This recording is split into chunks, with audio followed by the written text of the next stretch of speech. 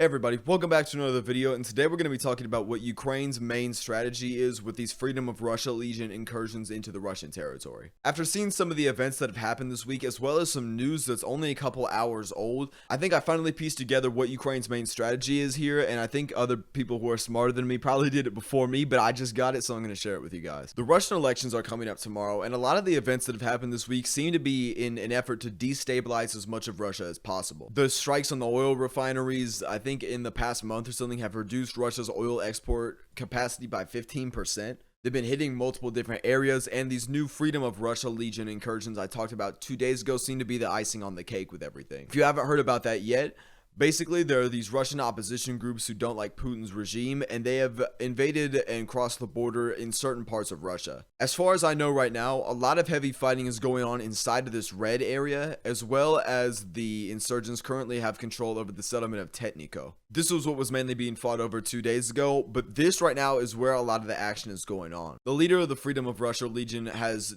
declared an evacuation zone along the border of the Belgorod Oblast with Ukraine. It seems like Russia is trying to prevent the flow out of here because it would stop the attacks due to the fear of civilian casualties. But right now, the main news that I want to talk about is that there were helicopters that dropped in troops into this area of Kozinka across the border. And right now, there's reports on the ground of even heavier fighting taking place on this, which seems to be combined to arms assaults. This would indicate that the Ukrainians are sending their own troops into the Belgorod region to help the Freedom of Russia Legion push into Belgorod. This could also just be the Russian insurgents getting extra equipment to push across, but the intensity of shelling and fighting in this area has picked up significantly. What I think is going on right now is, since the Russian elections are tomorrow, Ukraine is trying to destabilize Russia as much as possible. It's already rumored that one of the biggest Ukrainian drone strikes of the entire war is about to happen today across different parts of Russia.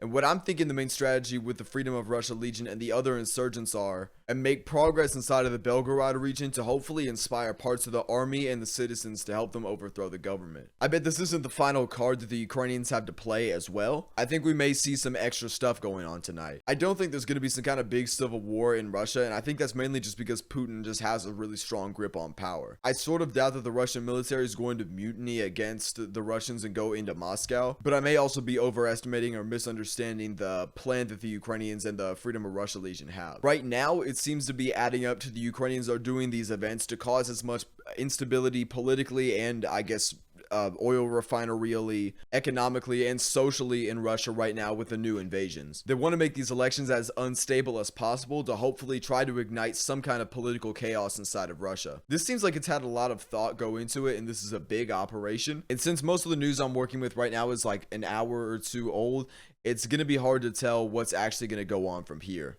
All I'm going to say is I wouldn't expect this. I wouldn't expect some kind of big Russian revolution to happen. But what I would say is expect a lot of explosions tonight and a potential flaring up of the conflict on the Belgorod border right now. And that's all I've got for you guys today. I'll see you later.